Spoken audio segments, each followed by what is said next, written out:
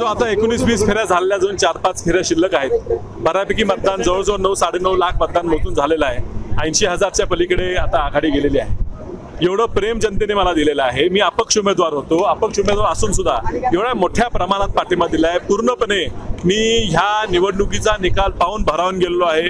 एवढं प्रेम जनतेने मला दिलं. एक अपक्ष उमेदवार वसंतदादांचा नातू म्हणून मी लढतोय आणि म्हणून जी साथ मिळाली आहे. चिन्ह नवीन असून सुद्धा, सगळी अडचण असताना सुद्धा चिन्ह नाव खाली गेलं. अशा वेगवेगळ्या अडचणी भाजपने सर्व प्रकारचे प्रयत्न केले. ही निवडणूक चोरायचा प्रयत्न केला.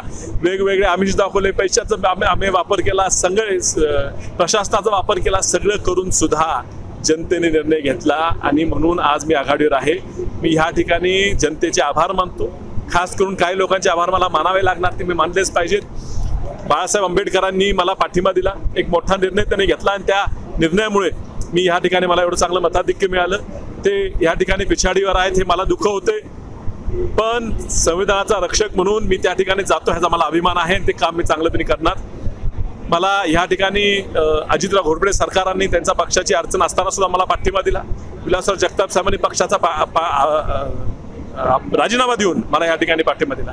जयश्री वहिनी काँग्रेस पक्षाचे असून सुद्धा त्यांनी जाहीर व्यासपीठावर येऊन प्रत्येक घरगुती जाऊन गल्ली गोळात जाऊन माझा प्रचार केला. प्रतीक दादा, आमचे घरचे सगळे, माझी आई, सगळ्यांनी जोरदार काम केलं. हे सोडून मला स्वर्गीय कदम साहेबांना मानणारा ह्या जिल्ह्यात, ह्या राज्यात खूप मोठा गट आहे.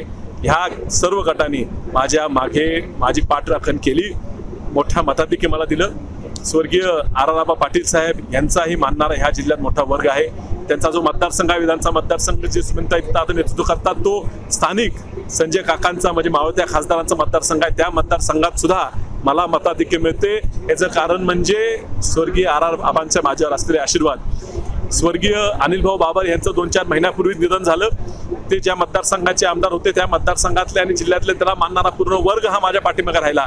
जवळजवळ 17-18 हजार मताचं मताधिक्य मला त्या मतदारसंघातून मिळताना दिसते. हे निश्चितच त्यांचे सगळ्यांचे आभार मानले पाहिजे. विट्यासारख्या शहरात सुद्धा नगरसेवकांनी सगळ्यांनी माझ्या पाठीमागे यायचा निर्णय घेतला.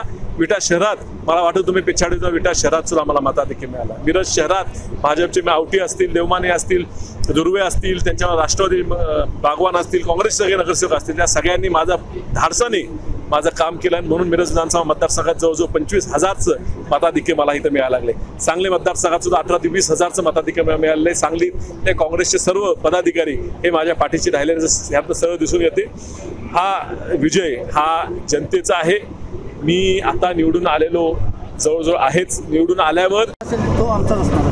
विश्वजित कदम आमचे नेते आहेत आणि ते आणि आमची जी दोस्ती आहे, जी एकी आहे, ती आता कायमची एकी आहे. ती अशीच एकी राहणार आणि पुढचे सर्व निर्णय हे बाळासाहेब वरती पक्षश्रेष्ठींची चर्चा करून मला कळवतील. त्या पद्धतीने पुढची वाटचाल. प्रत्येक निवडणुकीमध्ये विचार बदलांना संघर्ष करावा लागला, मात्र एकच कामगिरी केली जी ऐतिहासिक केली. कारण सांगलीमध्ये आतापर्यंत कधी अपक्ष उमेदवार निवडून आले नव्हते. हे पहा, अपक्ष उमेदवार जरी असला, अपक्ष चिन्ह जरी असलं, तर महाविकास आघाडीच्या विचाराचा उमेदवार म्हणून जनतेने मला ओळखलेला आहे. काँग्रेस पक्षाच्या कष्ट करणाऱ्या कार्यकर्त्यांचा प्रतिनिधी म्हणून जनतेने मला ओळखलेला आहे. त्यातनं माझा विजय झालाय याची जाणीव मला पूर्णपणे आहे. महाविकास आघाडीमध्ये जाणार आहात का? मी काँग्रेस पक्ष जो निर्णय घेईल तो निर्णय विश्वजित कदमांना ते कळवतील. त्या पद्धतीने वाटचाल माझी राहणार.